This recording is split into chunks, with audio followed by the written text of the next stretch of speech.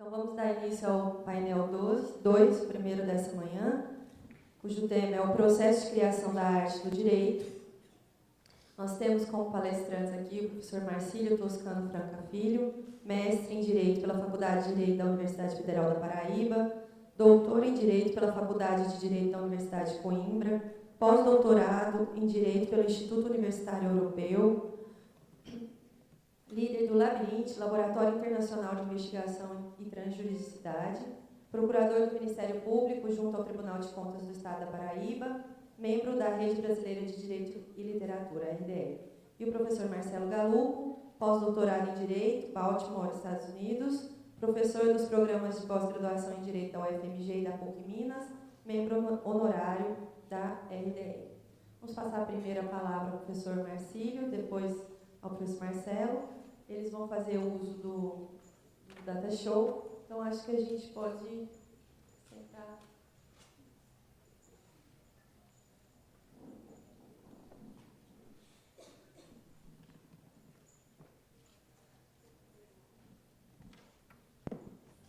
Bom dia a todos, professora Thaisa Haber Faleiros, professor Marcelo Galupo. Eu começo registrando o meu prazer, minha alegria, minha honra de dividir a mesa com os senhores.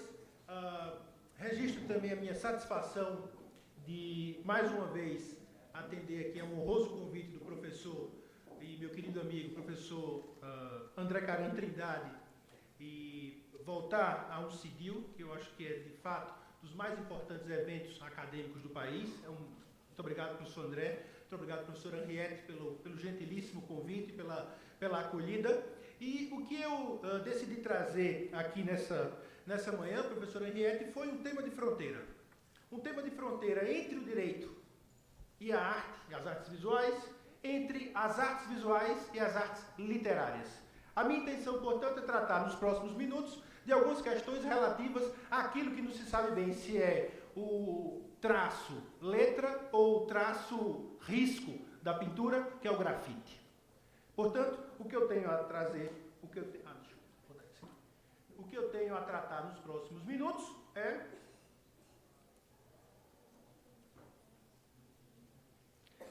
a pele da cidade e a cabeça do sistema jurídico. Grafite, paisagem e Constituição.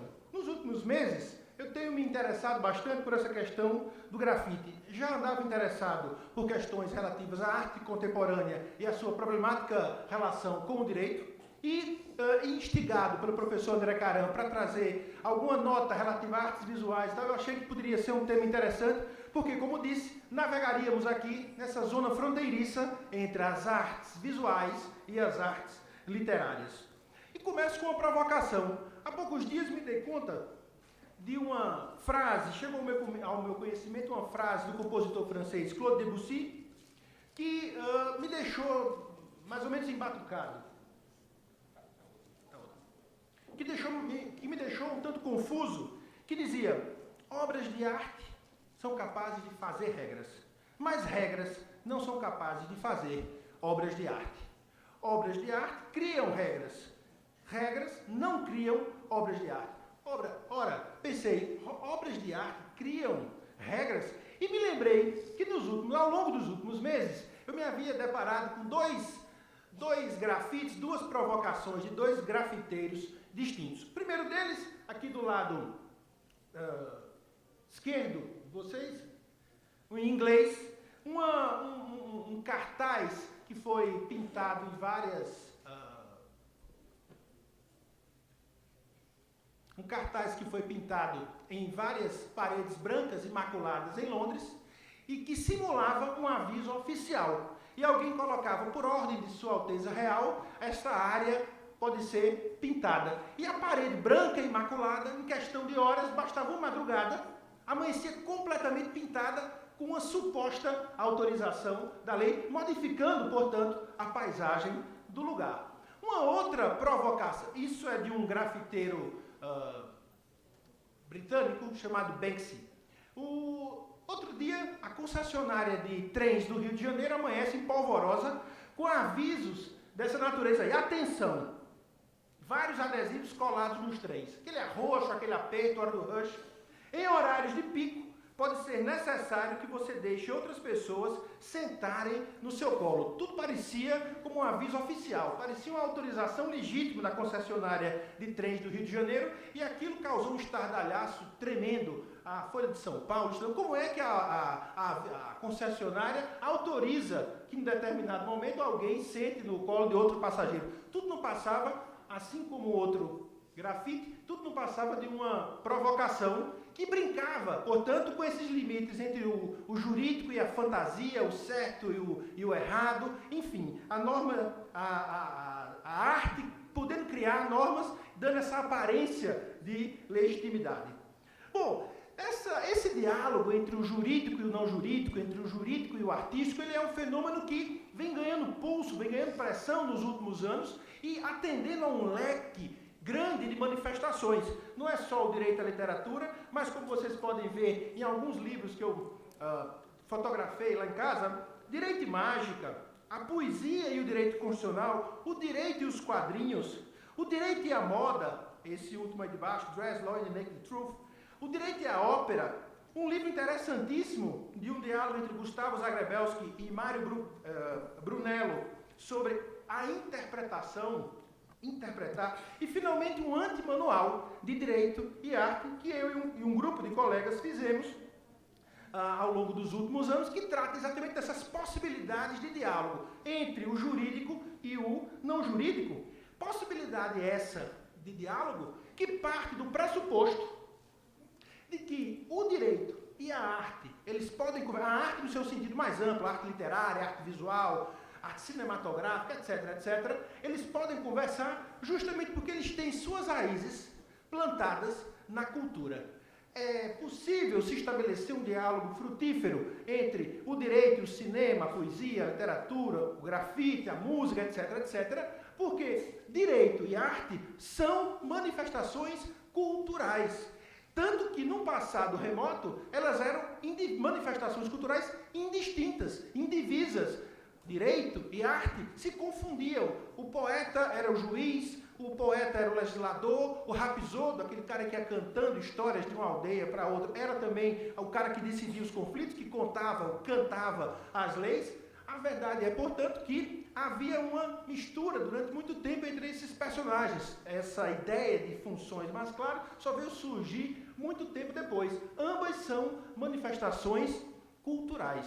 Comecei essa conversa mencionando que direito e arte tinham, às vezes, uma relação problemática, porque Debussy dizia que a arte pode criar normas, mas a norma não pode criar a arte. Bom, é fato que a norma também pode, aqui ou acolá, criar a arte. E me vem à mente a expressão do lawscape, as paisagens jurídicas artificialmente criadas pelo direito. Como, por exemplo, numa iniciativa interessante da Unesco, que pretende reunir as tais das cidades criativas. O que são essas cidades criativas? Uma rede de cidades promovida e incentivada pela Unesco, professor Gerardi, em que artistas, fazedores de cultura, promotores de cultura, agitadores culturais, etc., são convocados para interagir em áreas degradadas da cidade, em áreas cuja autoestima daqueles habitantes já está desgastada, enfim, para retomar a alegria, o orgulho de viver numa determinada região através de experiências como, por exemplo, o grafite. Então, o direito, ele é capaz de intervir também, sem falar em experiências mais autoritárias, quando o Estado tenta criar um padrão estético, tenta criar uma certa visão estética de cidade ou de sociedade. Bom, tudo isso permite dizer que o direito também cria paisagens. E esse neologismo em inglês, o lawscape, um trocadilho com landscape, trata exatamente dessa possibilidade de o jurídico e o artístico conversarem, criando agora um campo do direito que vai além do direito do patrimônio cultural ou do direito da arte, mas que é capaz, portanto, de criar, de intervir no cenário urbano, na paisagem urbana, na tela da cidade. Tudo isso nós temos feito nesse laboratório junto à Faculdade de Direito da Universidade Federal da Paraíba, que se chama o Labirinte, um laboratório cujo trabalho centra-se nesse conceito de transjuridicidade, que, em rápidas palavras, traduz a ideia desse diálogo fundamental, necessário entre o jurídico e o não jurídico. O jurídico e a arte, o cinema, a poesia, etc. Todo esse conceito de transjuridicidade, para nós, tem sido fundamental no trabalho do Labirinte, justamente porque,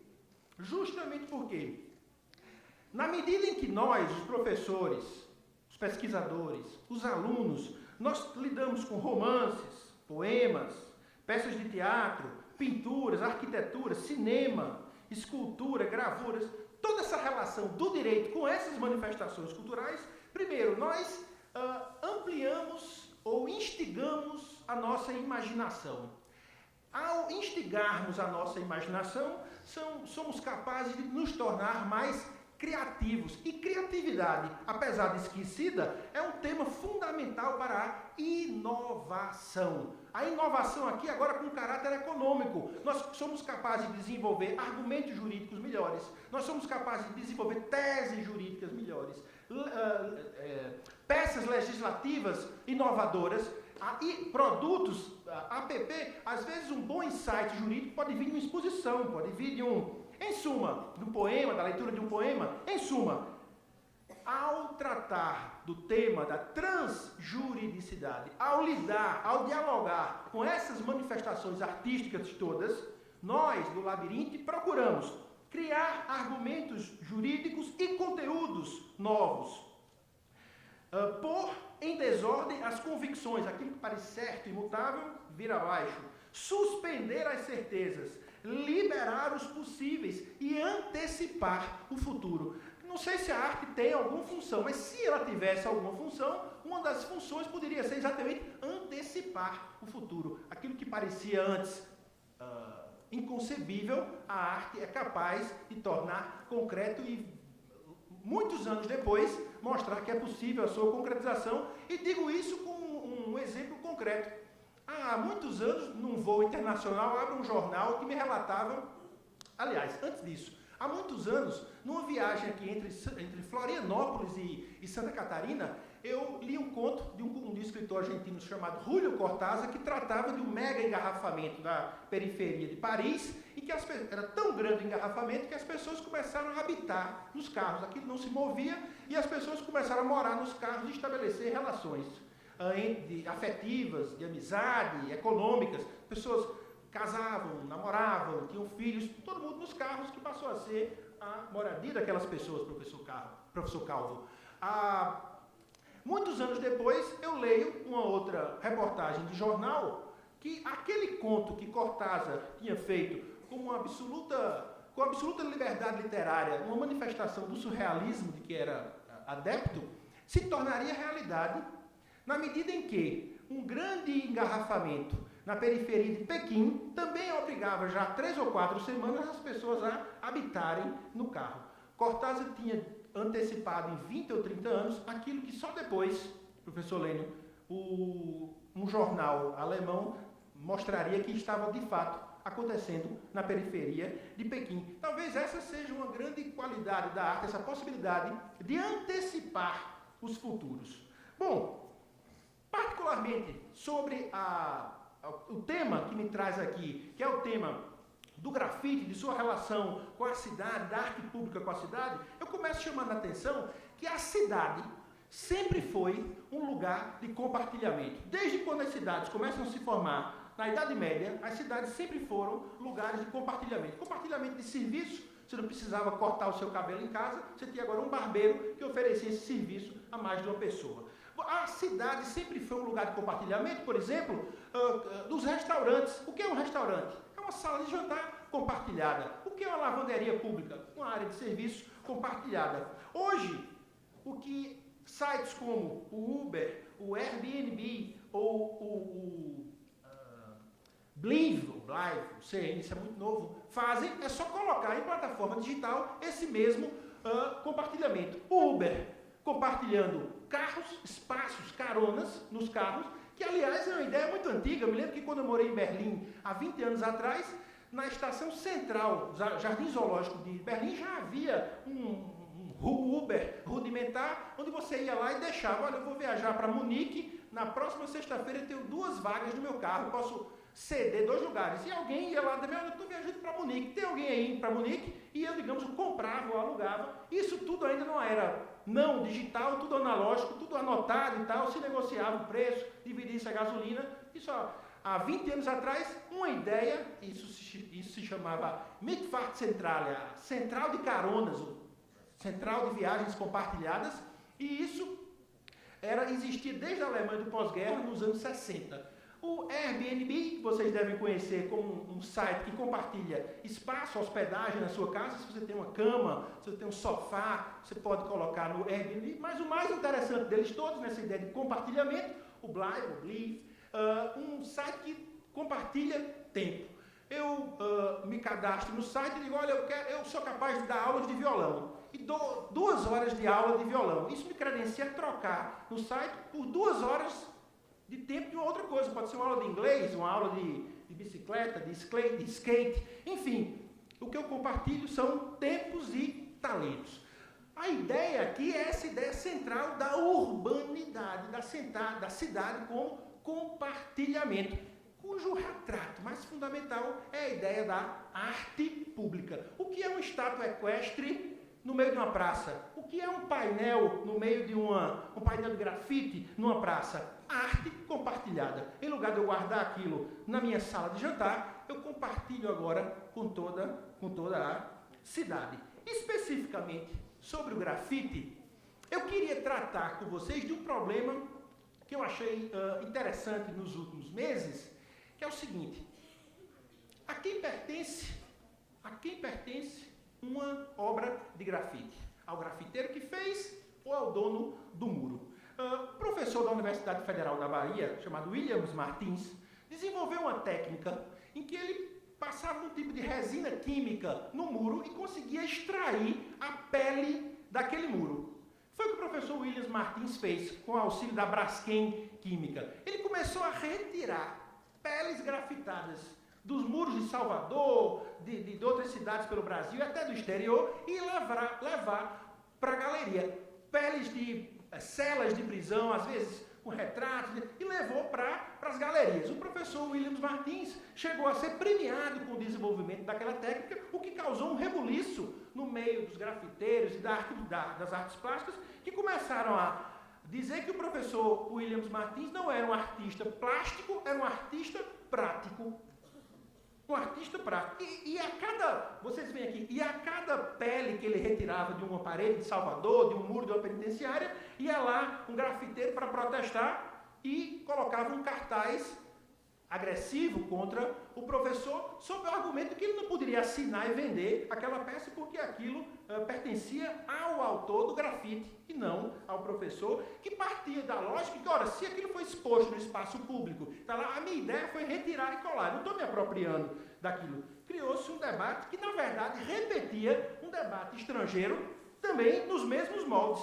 Um grafiteiro famoso do Reino Unido, nascido em Bristol, no Reino Unido, chamado Banksy, também, ele pichava um grafite. Aqueles grafites, aquelas obras de Banksy, passaram a valer milhares de dólares, e alguém ia no outro dia e recortava o grafite de Banksy, colocava na galeria e ganhava uma fábula de dinheiro. Vocês veem aí um grafite sobre o trabalho escravo de Banksy, também retirado da parede dessa maneira.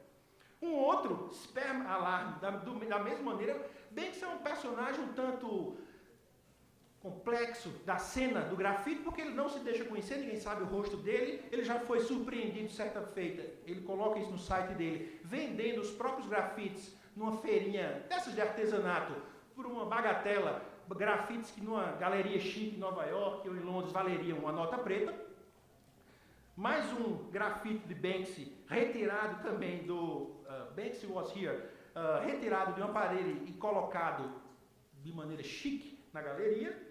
E problemas ainda mais complexos, como esse grafite do Mobile Lovers, em que ele pintou na porta de uma casa que parecia abandonada, mas na verdade aquilo eram os fundos de uma espécie de orfanato, que passava por uma crise financeira muito grande, e o dono do orfanato não pensou duas vezes em retirar a porta, vender aquela porta num leilão disputadíssimo e sanar todos os seus problemas financeiros. Criou-se aí um debate ético. E aí, ia deixar as crianças morrerem de fome e tal, não? Mas o Banksy apiedou-se e pela primeira vez manda uma carta autorizando que aquilo fosse de fato vendido, embora já tivesse sido vendido fazia tempos. Bom, isso que pode parecer uma novidade, isso que pode parecer algo inusitado, o professor Marcelo tirou esse danado desse Banksy lá, vai.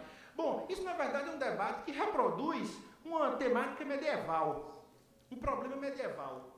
Quando a arte ainda não tinha esse status que tem hoje, e um pintor não passava de um artesão, um mero artesão, aquele que fazia um crucifixo, aquele que fazia um cálice, aquilo tudo era visto como uma mera técnica, debatia-se na Europa medieval a tese da tábula picta. A quem pertencia uma tábula picta? Um pedaço de madeira, um retábulo pintado? Ao proprietário da base, do retábulo, da madeira, ou ao artista? E havia toda uma discussão sobre isso, e aqui a minha ideia não é retomar aquela discussão com tese contra e a favor, mas simplesmente dizer que o que hoje se vê é apenas um retorno, uma volta ao passado. E uma volta ao passado que se agrava pelo fato, primeiro, da hipervalorização do grafite. O grafite hoje é uma técnica artística, pintar com spray, de maneira geral, é algo bastante valorizado. Casas de leilões têm vendido com muito sucesso. Museus tradicionais no Brasil e no exterior têm aberto suas portas para exposições sobre o grafite. E mais, até porque pintar sobre paredes diretamente não tem nenhuma novidade. Desde as cavernas, o homem sempre utilizou-se da pintura direta sobre as paredes. Essa ideia da tela, da moldura, ela é relativamente recente. Isso é mais um grafite de Banksy, Cave Painting, que traz aqui um problema. Se hoje a gente apaga nossos grafites, imagine se alguém tivesse apagado a arte rupestre de 2, 3, 4, 5, 6 mil anos atrás. Como é que nós iríamos conceber esses registros históricos? Enfim, esse problema, essa questão de pintar diretamente sobre as paredes é antiga. E mais, essa relação entre o proprietário da parede e quem faz a pintura nunca foi fácil. Nunca foi fácil. Um exemplo aí é esse painel de Michelangelo, o Juízo Final, em que em 1564 o pintor Daniele da Volterra pintou, a mando do Papa Pio IV, algumas peças de tecido, folhas e pedaços de seda, sobre partes consideradas obscenas do Juízo Final que Michelangelo havia executado na Capela Sistina. Logo depois isso foi retirado, mas isso já sinaliza essa relação difícil, problemática entre o autor, o que viria depois, o que hoje nós chamamos de artista, e o proprietário, ou aquele que encomenda a obra de arte.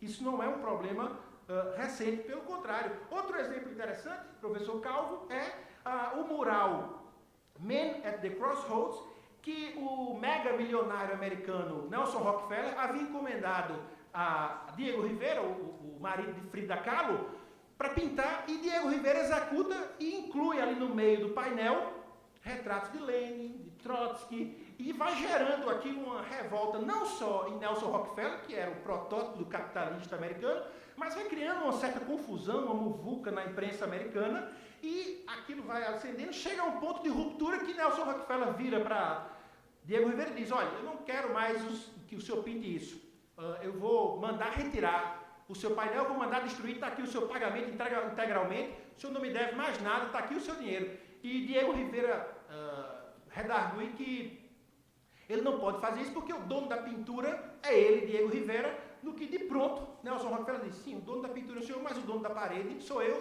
pode mandar destruir, e não sobra nada do mural que deveria ser instalado, e o trabalho já ia quase no final do Rockefeller Center. Essa relação, portanto, nunca foi fácil.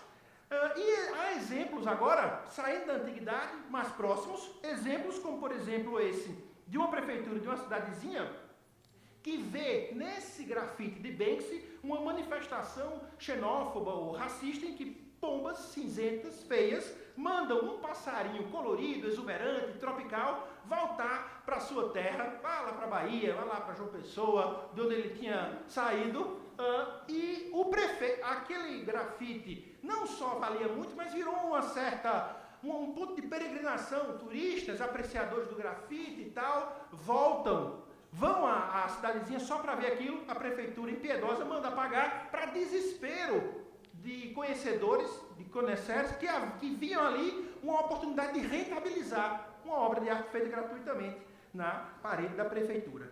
Um outro contrassenso é uma espécie de SWAT da pichação que a prefeitura de São Paulo criou nos últimos anos, um pequeno esquadrão munido de uma pistola, de um jato de tinta cinza, que na primeira espreiada de uma coisa mais...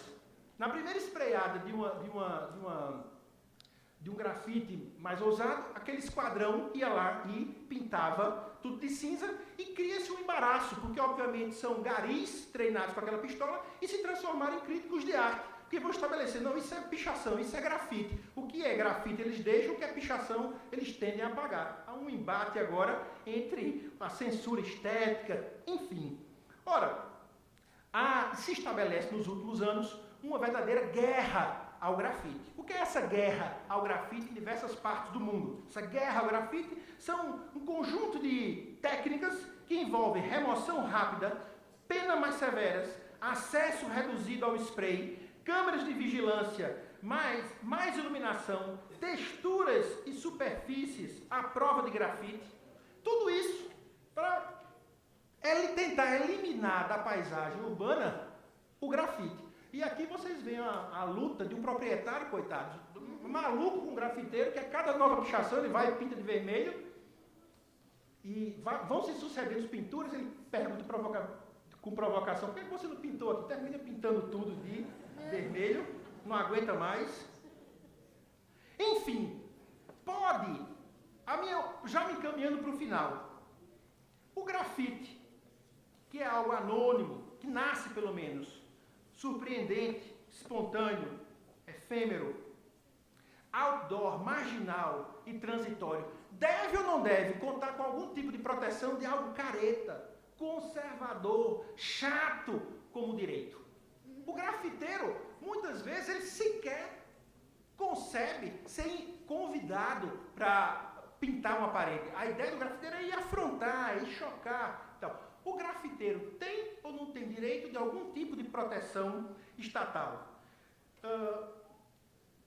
A verdade é que, desde o final do século XIX, tratados internacionais, começar pela Convenção de Berna, professor Vitor Drummond, ele mencionava que há um direito chamado direito moral de autor à integridade da obra. Os autores de uma obra de arte, independentemente da obra estar ou não nas suas mãos, têm direito à integridade da sua obra. A sua obra deve permanecer íntegra como ele a concebeu. E esse direito é, digamos, eterno e passa às futuras gerações. E esse direito, chamado direito moral, ele não prescreve, ele não pode ser alienado, faz parte da própria dimensão dos direitos da personalidade do autor. Isso já é consignado, já é garantido há muito tempo. Mas a obra chamada grafite, ela gozaria desse status de obra de arte? Resta saber, poderia ou não? Nas obras de arte, de uma maneira geral, eu já me encaminho também para o fim, professora Riete, de uma maneira geral, já há muito tempo, como eu disse, com base nessa legislação, a Convenção de Berna, reproduzida em vários países, já garante aos artistas esse direito moral chamado direito à integridade, droit à intégrité. Como, por exemplo, aqui, num leilão famoso, em que Bernard Buffet pinta uma geladeira mesmo, por conta de uma promoção, essa geladeira é leiloada por questões de caridade, e quem compra a geladeira desmonta aquelas placas todas da geladeira, e da geladeira faz 6 ou 7 obras de arte e vende separadamente, quintuplicando ou decuplicando o valor da obra de arte. E ele consegue judicialmente suspender aquela venda sob a alegação de que ele tinha composto uma obra única, a geladeira era uma peça única, tanto que ele só tinha assinado uma única vez. No Canadá também há um precedente interessante, há vários, eu recolhi aqui 3 só por uns grandes shopping centers no Canadá colocam umas esculturas de ganso no seu teto e durante o Natal o proprietário do shopping center acha por bem pendurar lenços vermelhos, gravatinhas vermelhas, laços de fita no pescoço dos gansos. O ganso era um símbolo do Canadá.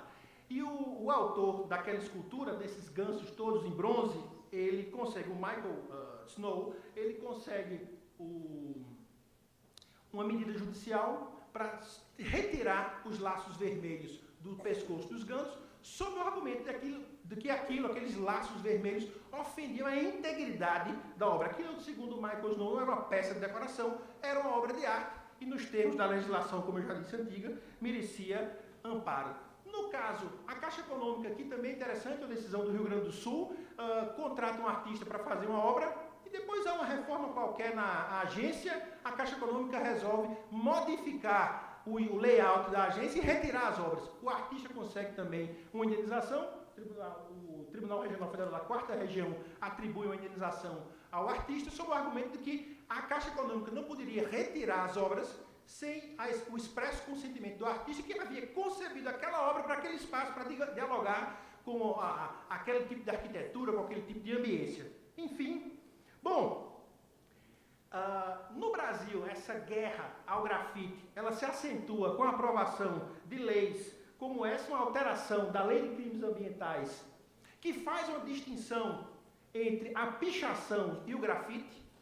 A pichação é terminantemente proibida, o grafite é tolerado. O grafite é tolerado, sobretudo, diz aí o parágrafo 2º, não constitui crime a prática do grafite, diferentemente do caput, que considera a pichação crime, realizada com o objetivo de valorizar o patrimônio público ou privado mediante manifestação artística. Há um problema grave aqui na redação, porque não se sabe o que é uma manifestação artística. O juiz não é crítico de arte para dizer o que é arte e o que não é arte. Há um outro problema aqui para estabelecer essa diferença que de fato distingue a pichação do mero grafite. Até para curadores experientes, historiadores da arte, não é fácil, certo? Ou seja, a lei brasileira não é clara. O próprio grafite não solicitado, ele também pode valorizar. Vocês notem que no parágrafo 2º, o grafite é tolerado quando valorizar o patrimônio público. Mesmo quando o grafite ele não é solicitado, ele também valoriza o patrimônio público. O patrimônio público, ele, por exemplo, se um Banksy de vários milhares de dólares é pintado no muro velho, aquilo alcança dimensão global, valor global, tá ou não está valorizando? Tá, mas sem autorização, você é um premiado se tiver um Banksy pintado no seu muro. Essa é uma fotografia de um local, de um lugar muito pitoresco em São Paulo, o Beco do Batman. O Beco do Batman, que é um manancial interessantíssimo de questões jurídicas, porque grafiteiros pintaram um beco, uma série de muros, num local até então inóspito, e de repente é alvo de campanhas publicitárias, ponto de peregrinação de turistas, e os grafiteiros que nunca assinaram nada, começam a reivindicar judicialmente. Epa, a Renault foi filmar um comercial ali, por que não pagou nada a gente? A marca de roupa faz um editorial, por que não paga nada a gente? Enfim, os grafiteiros têm ou não têm um direito de proteção a esse tipo de manifestação artística? Eu acho que eles têm. Primeiro porque o direito à integridade da obra, ele é assegurado, independentemente se você tem arte formal ou não formal. Mas mais importante do que isso, porque a nossa Constituição, o artigo 215 da Constituição, menciona que o Estado garantirá a todos o pleno exercício dos direitos culturais e o acesso às fontes da cultura nacional, como qualquer manifestação artística, como a capoeira, zabumba, qualquer coisa, assim como isso deve ser preservado e garantido na Constituição. Me parece que os artistas, grafiteiros, querendo ou não, também devem contar com um tipo de amparo estatal. Isso seria uma resposta mais positiva, mais positivista, com base apenas no artigo 215 da Constituição. Mas o que me interessa, o que tem me embatucado ao longo dos últimos anos, é que eu acho que nós temos direito a uma cidade mais bonita, porque nós temos também um direito à beleza. Ah, vem professor Marcílio com direito à beleza, tanta cara passando fome, existe ou não existe o direito à beleza? Bom, eu pelo menos Não estou só. Encontro numa viagem recente, numa visita recente ao professor Vespasiano, encontro na livraria, na sua vizinhança, esse belo livro, A Constituição e a Beleza. 2 professores italianos, um constitucionalista e um historiador da arte, que diz que a Itália só existe graças a esse direito à beleza. A Itália é um país que, até finais do século XIX, era uma multiplicidade de condados, bispados, principados, que só consegue se reunir porque o valor da beleza é o que aproxima toda a Itália contemporânea. E é desde então, desde a fundação dessa Itália unida, desde a unificação italiana, o único produto de exportação da Itália. A Itália vende hoje beleza para o mundo todo. Quando faz um carro, um Ferrari, quando faz uma caneta Visconti, quando faz um papel de embrulho, quando faz uma alta moda, uma alta gastronomia. Portanto, há essa dimensão do direito à beleza. Não vão me confundir, eu não estou dizendo aqui que você agora, porque tem esse direito à beleza, tem o direito de pleitear do Estado operações plásticas. Não, como qualquer outro direito fundamental, há aqui uma regra, um padrão mínimo a ser preservado. Do mesmo jeito que a Constituição fala em direito à habitação, e nem por isso todo mundo vai pleitear do Estado agora morar numa casa de frente para a praia, mas há. E eu posso dar um exemplo. Estamos no finalzinho do Outubro Rosa. Será que uma paciente de câncer não tem direito a ter a sua mama reconstituída? Há alguns anos em Paris eu me deparei com um salão chamado Salão Joséphine. Não sei se alguém aqui já ouviu falar do Salão Joséphine, que é uma mistura de salão de beleza e ONG, em que a proprietária do salão diz que as mulheres parisienses, professor Vespasiani, têm direito a um salão de beleza para garantir a sua feminilidade a preços acessíveis. E atende gente humilde, gente pobre, no Salão Joséphine, em 4 ou 5 exemplos, em 4 ou 5 estabelecimentos em Paris. Enfim, há um direito à beleza. Há um direito à beleza. Resta a questão que eu não consegui resolver ainda. Se há um direito à beleza, há um direito à feiura? Mas, professor, o que é beleza e o que é feiura? Eu não sei, mas também não sei o que é dignidade humana, professor Leio. Eu não sei o que é. E a Constituição lá garante. Então, compartilho a minha dúvida com vocês. O que eu sei que existe esse direito à beleza no sentido de você se tolerar e ser tolerado. Étienne Dumont é o principal crítico de arte hoje em Genebra. O homem que diz o que é e o que não é em matéria de arte contemporânea hoje em Genebra. Muito obrigado, pessoal.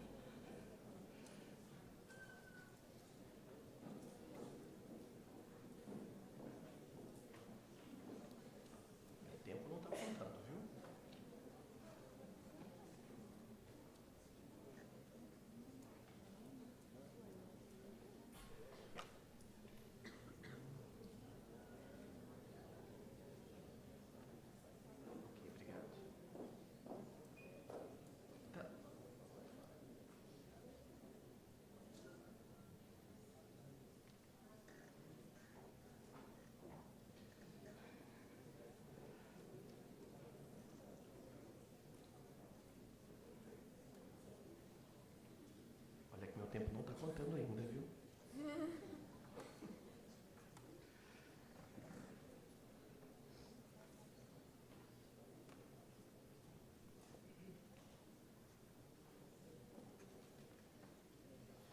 Bom dia a todos, obrigado pelo convite, é uma honra para mim estar aqui.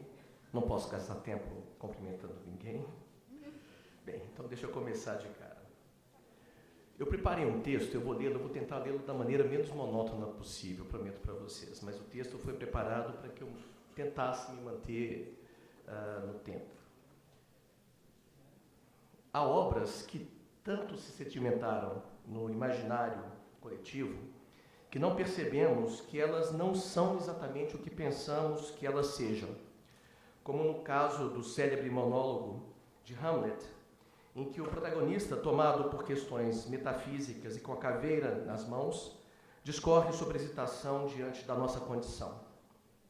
No texto de Shakespeare, nada disso ocorre. Ou melhor, ocorrem dois eventos distintos. No terceiro ato, Hamlet realiza o célebre monólogo To Be or Not To Be. E somente na cena do coveiro, no quinto ato, ele segura em suas mãos a caveira de Yorick. Livros não lidos, livros mal lidos e livros esquecidos também povoam o nosso imaginário. E mesmo o homem culto terá em seu currículo muitos livros não lidos. Conforme a tese de Pierre Bayard, em seu livro Como Falar dos Livros que Não Lemos, mais importante do que ler os livros é possuir uma visão de conjunto que permita compreender a inserção de determinada obra no cânon literário. As pessoas cultas, eu estou citando Bayard, sabem disso. E, sobretudo, para a sua desgraça, as pessoas incultas desconhecem. A cultura é, antes de mais nada, uma questão de orientação. Ser culto não é ter lido este ou aquele livro, é saber se orientar no conjunto dos livros. Portanto, saber que eles formam um conjunto e estar em condições de situar cada elemento em relação aos demais. O interior importa menos, neste caso, do que o exterior. Ou, se quisermos, o interior do livro é o seu exterior. O que importa em cada livro são os livros que estão ao lado. Por conta disso, não ter lido este ou aquele livro não tem importância para a pessoa culta, pois mesmo que não esteja informada com precisão sobre seu conteúdo, frequentemente ela é capaz de conhecer sua situação, ou seja, a maneira como ele está disposto em relação a outros livros. Essa distinção entre o conteúdo de um livro e a sua situação é fundamental, pois é ela que permite àqueles a quem a cultura não assusta falar sem dificuldade sobre qualquer assunto. Hamlet é um livro que conhecemos sem termos lido. E o mesmo ocorre com o Quixote, livro que o crítico Harold Bloom levaria para uma ilha deserta se pudesse trazer consigo também a edição fólio de Shakespeare e a Bíblia na versão King James, e que muito poucos leram, apesar de poucos terem a coragem ou a ingenuidade necessárias para reconhecê-lo. Por não ter lido Quixote, o leitor contemporâneo mal consegue perceber que o que considera ser a obra de um autor, Miguel de Cervantes, é no mínimo obra de dois, Cervantes e Pierre Menard. Os estudos mais recentes indicam que dificilmente pode-se dar razão a Jorge Luis Borges, para quem o Quixote de Menard é uma recriação linha por linha, ipsis literis, do Quixote de Cervantes. É preciso reconhecer que pelo menos 2 capítulos do Quixote de Cervantes não poderiam ter sido escritos por eles, pois pressuporiam conhecimento de fatos muito posteriores à morte de Cervantes.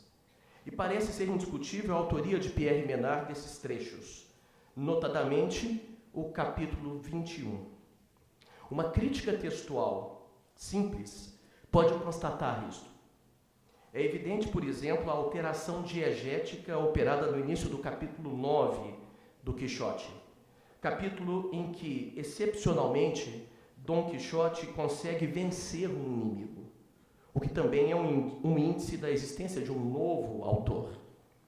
A essa altura do Quixote, Menard percebe que o episódio do encontro de Dom Quixote com o Biscainho havia sido deixado inconcluso por Cervantes, e, adotando um estilo narrativo diverso, resolve inserir o capítulo para, como intermezzo, dar seguimento onírico à trama de Cervantes.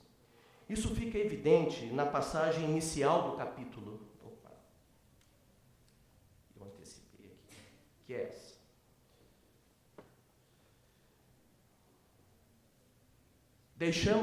e aqui é uma citação do Quixote, na verdade um texto de Pierre Menard. Deixamos na primeira parte dessa história o valoroso Biscainho e o famoso Dom Quixote com as espadas levantadas e desnudas, prestes a desferir 2 furibundos fendentes, tais que, se em cheio acertassem, pelo menos se partiriam e fenderiam de cima a baixo e se abririam como uma romã. E neste ponto, tão incerto, parou e fitou truncada tão saborosa história, sem que nos desse notícia seu autor, de onde se poderia encontrar o que dele faltava. Causou-me isso muito penar, porque o gosto de haver lido tão pouco se mudava em desgosto de pensar no árduo caminho que se apresentava para encontrar o muito que, a meu ver, faltava em tão saboroso conto.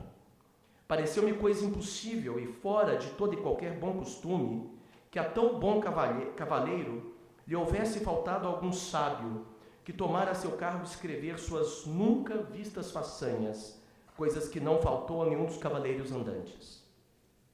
O texto, hoje descuidadamente publicado em qualquer edição do Quixote, na verdade inserido por Menard, é claro e não demanda interpretação. Quem neste ponto parou foi o seu autor Cervantes, deixando a história truncada, razão pela qual o leitor de Quixote, Menard, entende-se no dever de continuar a história do cavaleiro.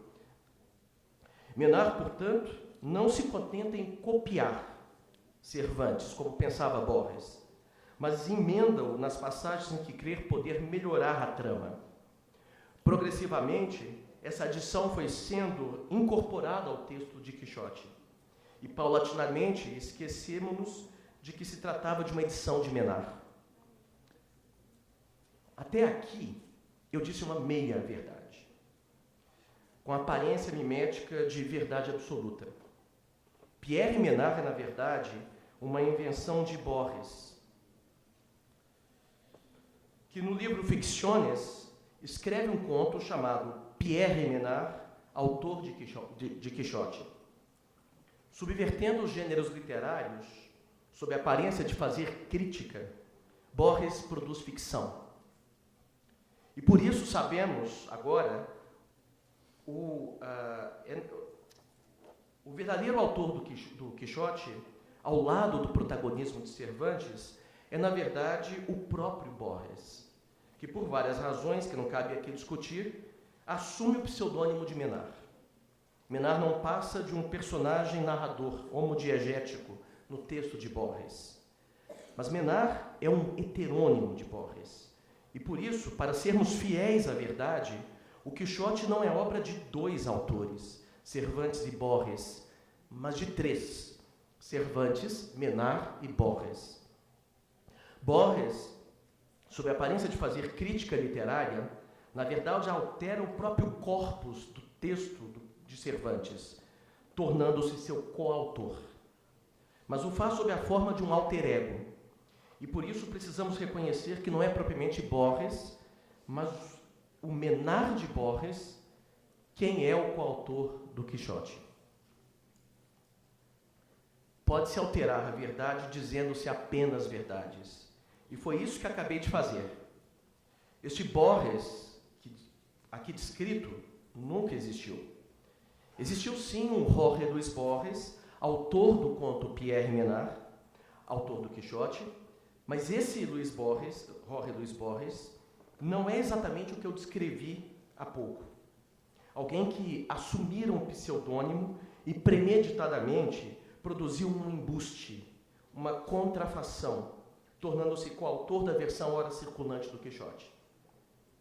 Borges esperava que o leitor passasse pelo teste da subversão do gênero literário e reconhecesse que tudo não passava de mais uma de suas ficções, nome do próprio livro. Mas o Borges que eu descrevi, escreveu um conto com a intenção diversa. O que eu descrevi antes pretendia enganar o leitor. Em outras palavras, o Borges que descrevia uma invenção minha, uma nova meio-verdade, uma nova aparência mimética. Quixote, portanto, não é obra de 3 autores, Cervantes, Menard e Borges, mas de 4. Cervantes, Menard, Borges e eu. Um novo autor de um novo texto sobre um outro autor, de um outro texto, de um autor que emenda o texto de um outro autor. Vemos aqui o chamado efeito Droste, no qual a moça do pote de chocolate segura um pote de chocolate com uma moça de chocolate segurando um pote de chocolate.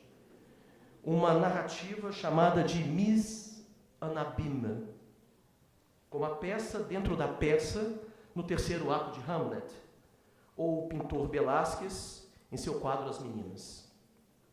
Um espelho que reflete outro espelho.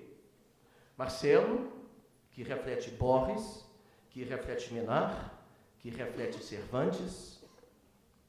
E talvez quem me ouve seja ele também um espelho, que reflete Marcelo, que reflete... É essa trama recursiva que se volta sobre si mesma, aparentemente absurda, mas coerente quando vista do ponto de fuga correto, que, se bem a compreendermos, pode nos explicar muito sobre o autor de uma Constituição, o que, por sua vez, talvez nos permita compreender se o sentido e o significado do texto constitucional se assemelham a uma bomba-relógio, a uma máquina do tempo, ou se eles são apenas como o pêndulo de um relógio. A história de múltiplos espelhos revela o problema da autoria da Constituição. A Constituição norte-americana inicia-se pela fórmula We the People, nós o povo. A filosofia política não tem nenhuma dificuldade em compreender como um punhado de homens brancos, proprietários de terras e de escravos, podia se conceber como o povo. Não há nenhuma dificuldade em se explicar como, por um processo de auto-engano, uma classe dominante, e agora dirigente, torna opaco o fato de que ela não é o povo, muito mais diverso e heterogêneo do que a tal classe. A dificuldade, ao contrário, está em entender como esse conjunto diverso e heterogêneo, ao ler um texto que não foi por ele escrito, consegue identificar-se nessa fórmula nós, o povo. Que opacidade é essa que produz em nós, o povo, em lugar de eles, os dominantes? Como uma aristocracia se torna pelo voto povo? Similarmente, a lei fundamental alemã diz em seu preâmbulo que ela foi promulgada pelo povo, através de seu poder constituinte. E a Constituição brasileira afirma em seu preâmbulo, de um modo mais modesto, que a Constituição foi elaborada em uma Assembleia Nacional Constituinte por, aspas, nós, representantes do povo brasileiro. Como pode haver representantes sem que haja representados? Eu, por exemplo, não votei em nenhum dos deputados constituintes. Em que medida os eleitos me representaram? E por que o texto que elaboraram ainda me representa? E por que devo me vincular a um texto que não redigi? A questão pode ser ainda mais difícil se considerarmos a situação de alguém que tenha participado do processo eleitoral, que constituiu tal Assembleia, mas cujo candidato não foi eleito. Em que medida tal pessoa pode se sentir representada pelos membros de tal Assembleia? O Constituinte acredita ser um espelho que magicamente reflete o povo, através da lógica da representação política. É o efeito produzido por esta mágica que consiste em enganar a todos, inclusive a si mesmo, constituinte. E aí ele pode afirmar: o poder constituinte é o povo. Mas como é possível que ele não reflita apenas a si mesmo, se ele é um espelho? Aparentemente, a pretensa transparência do autor, que lhe permite se identificar com o destinatário do texto constitucional, é o que produz a opacidade do texto constitucional, sem a qual não poderíamos nos reconhecer como autores da Constituição.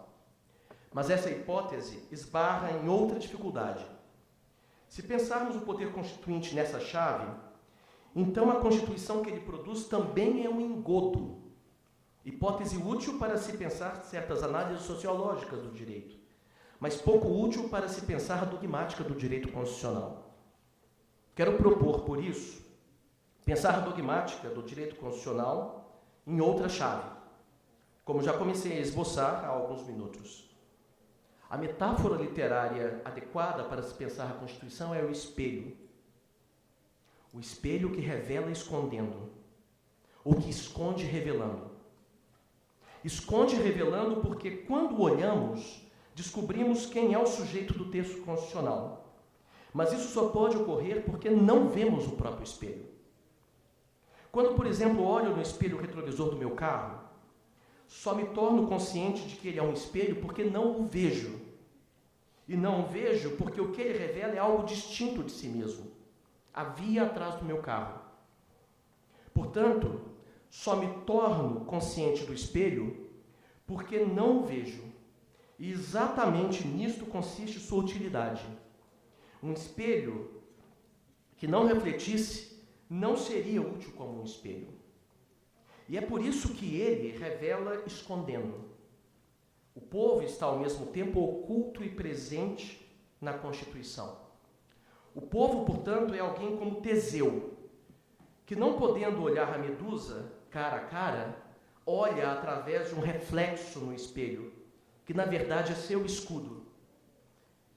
Resta sabermos quem é a Medusa. Diferentemente do mito grego, a Medusa, em nosso caso, é o próprio povo. Mas esse povo não é o povo da Constituição. Michael Rosenfeld nos lembra que a ordem constitucional requer a imposição de limites à disseminação da identidade comunitária pré-política de uma nação. A identidade constitucional compete com outras identidades relevantes, opondo-se a elas. O povo da Constituição guerreia com o povo empírico. Mas o fato de que a Constituição seja uma negação do povo empírico, o fato de a Constituição dizer que somos diferentes do que empiricamente somos, não exclui o fato de que essa identidade empírica é a identidade que, dialeticamente, a identidade constitucional pressupõe. A identidade constitucional é problemática porque, além de permanecer distinta e oposta às outras identidades relevantes, é inevitavelmente forçada a incorporá-las, parcialmente para que a identidade constitucional possa adquirir sentido suficientemente determinado. Nós somos o povo que vê a Medusa no escudo em que a Constituição se transforma. Mas somos também um povo empírico, a própria Medusa, o próprio monstro de que a Constituição nos protege. No Pierre Menard de Borges, o sentido do texto é o próprio texto, a mise-en-scène, a mise en abîme. Mas, como no caso do espelho do meu carro, quando vejo o espelho e não o que ele reflete, nada mais vejo. Por isso, se a Constituição é um espelho, ela só pode refletir o que diante dela colocarmos. Ela só pode refletir a nós mesmos. Em outros termos, para que a Constituição opere como tal, é preciso interromper o reflexo ao infinito, colocando um observador entre os dois espelhos, que passam então a refletir os dois lados desse observador. Olhando-se entre os dois espelhos, o observador finalmente se torna consciente de que possui frente, mas também costas. O constituinte, portanto, apenas cria o espelho, mas não produz o reflexo. Ele se via neste espelho no momento em que o criou, mas não pode ter certeza acerca do que o espelho refletirá no futuro. Ele sequer pode imaginar que o objeto que será refletido possua costas. E por isso, quando os textos constitucionais dizem povo, não é do constituinte ou do que os constituintes pensam ser o povo que eles falam. Pois a observação do objeto não é produzida apenas pelo objeto, pelo espelho, ou apenas pelo objeto que se interpõe diante do espelho, mas pela interação de ambos. O autor do reflexo é o sujeito que se coloca entre os espelhos. E isso pode ajudar-nos a compreender melhor como interpretamos a Constituição, como conhecemos o espelho. Ao nos vermos no espelho, ocorre o desvanecimento da imagem dos pais fundadores dos constituintes. Produz-se o desaparecimento necessário daquilo que a funda, daquele a quem ela se assemelha e daqueles a cujos olhos ela não passa de semelhança. Este sujeito, que é o mesmo, foi elidido. E livre, enfim, dessa relação que o acorrentava, a representação pode se dar como pura representação.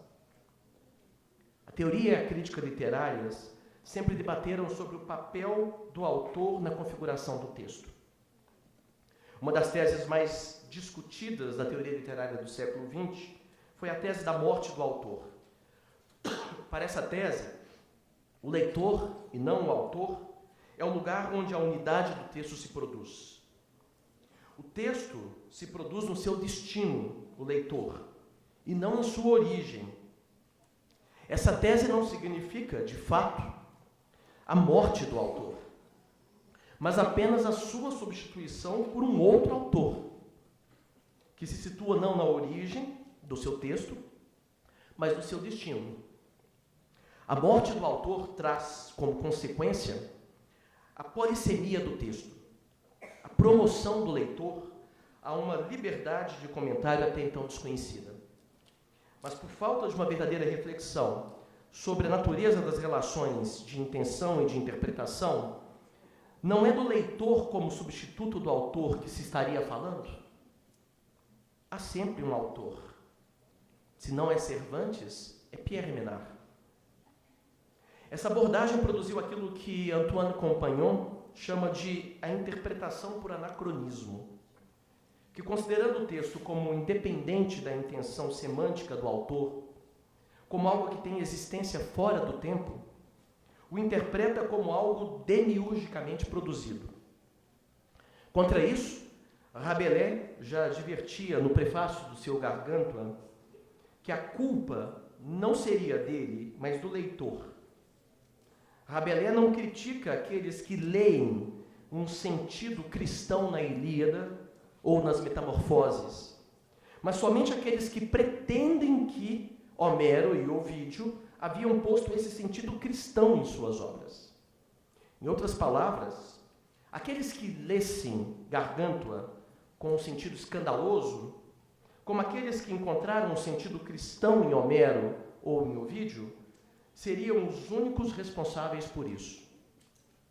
Essa abordagem pensa a interpretação do texto constitucional através da metáfora da máquina do tempo.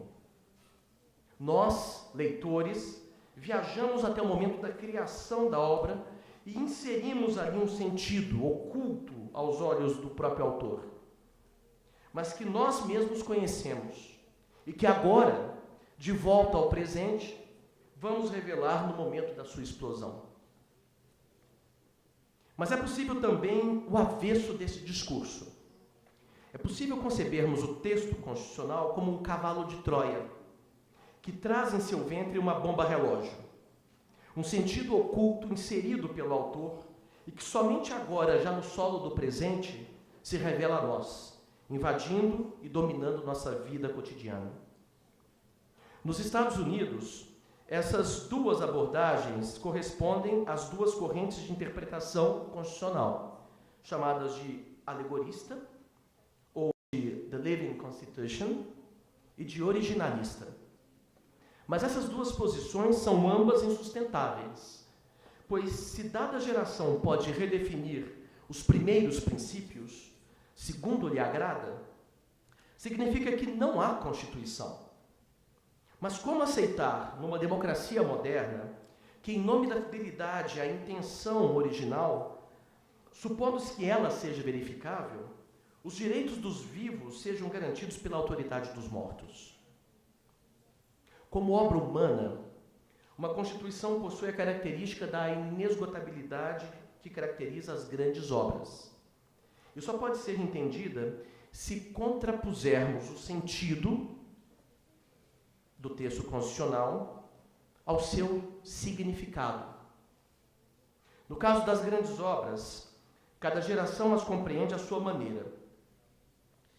Isso quer dizer que os leitores nelas encontram algum esclarecimento sobre o aspecto de suas experiências.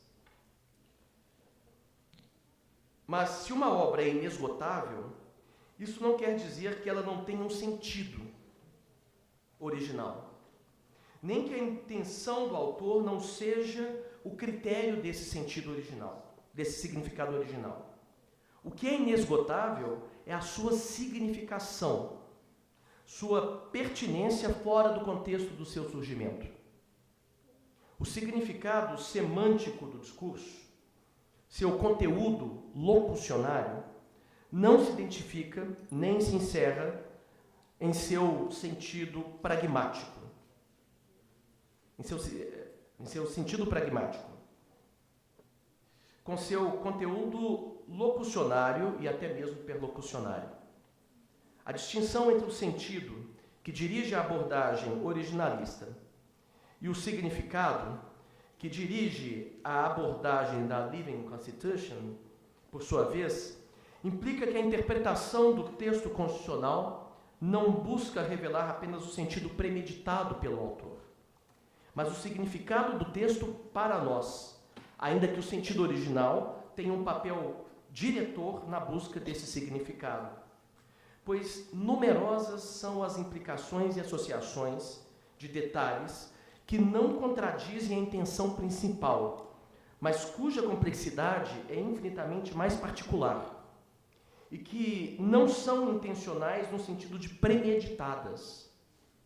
Entretanto, e eu cito o Compagnon novamente, não é porque o autor não pensou nisso que isso não seja o que ele queria dizer, o que ele tinha longínquamente pensado. A significação realizada é, apesar disso, intencional em sua inteireza, uma vez que ela acompanha um ato ilocucionário que é intencional. Ter a intenção de fazer alguma coisa, por exemplo, devolver a bola para o outro lado, ou compor versos, não exige consciência nem projeto. O sentido é mais que relevante, pois é condição de inteligibilidade do próprio texto, mas não esgota o significado do texto constitucional. Pensemos, por exemplo, no recurso retórico-estilístico da ironia. Sem invocarmos a intenção do autor de significar uma coisa dizendo outra, a ironia é completamente incompreensível. Portanto, é verdade que não podemos pensar o texto como um texto coerente se não pressupusermos a ação do próprio autor.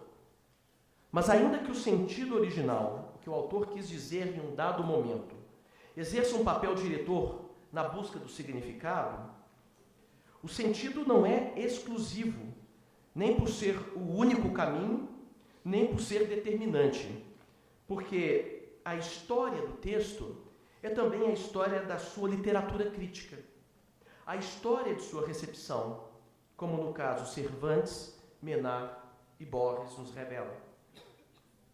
Pois se o sentido fosse determinante, como poderíamos alterar o próprio texto da Constituição, emendando-a, sem trairmos o significado intentado pelo autor, nós mesmos, de matar a medusa? Ainda que na determinação do sentido do texto do Quixote, a premeditação de Cervantes tenha primazia, seu significado para nós só pode ser revelado quando pensamos em Menard, Borges, Marcelo e em você. Nem uma máquina do tempo, nem uma bomba relógio. Só podemos interpretar adequadamente a Constituição se considerarmos que o esforço interpretativo é como um pêndulo que se alterna entre o sentido e o significado do texto. Acabou meu tempo. que se alterna entre o sentido e o significado do texto e que coloca em marcha os ponteiros do relógio, sem que deixem de ser ponteiros. Terminei.